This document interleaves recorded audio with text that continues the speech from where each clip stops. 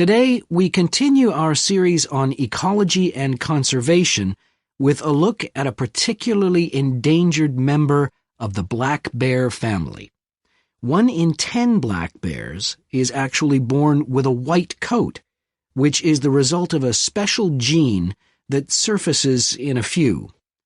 Local people have named it the spirit bear, and according to the legends of these communities, its snowy fur brings with it a special power.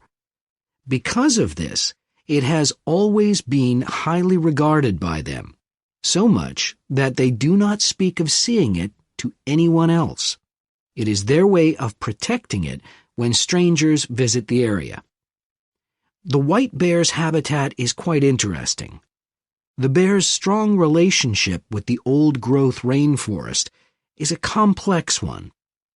The white bear relies on the huge, centuries-old trees in the forest in many ways.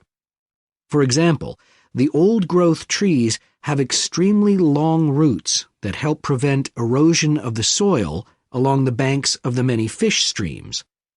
Keeping these banks intact is important because these streams are home to salmon, which are the bear's main food source.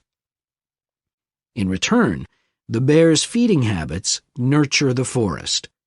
As the bears eat the salmon, they discard the skin and bones in great amounts on the forest floor, which provide vital nutrients.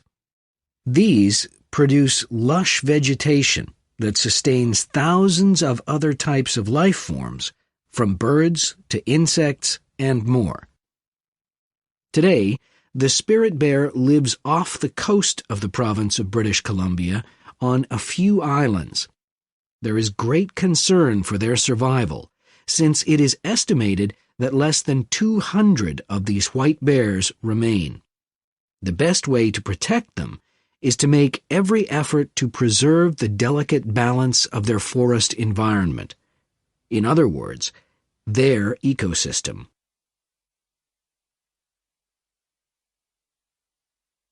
The greatest threat to the bear's existence is the loss of its habitat.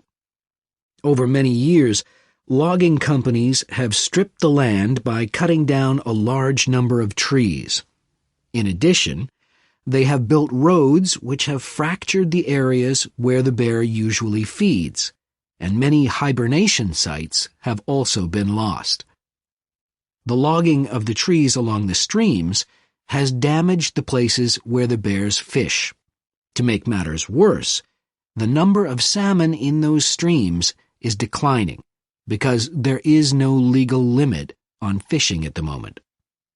All these influences have a negative impact on the spirit bear's very existence, which is made all the more fragile by the fact that reproduction among these bears has always been disappointingly low.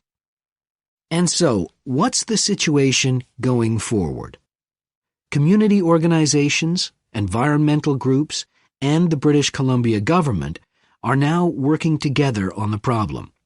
The government is now requiring logging companies to adopt a better logging method, which is a positive step.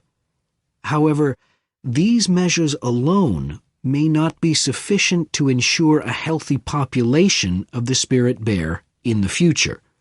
Other steps also need to be taken. While it is important to maintain the spirit bear's habitat, there also needs to be more emphasis on its expansion. The move is justified as it will also create space for other bears that are losing their homes to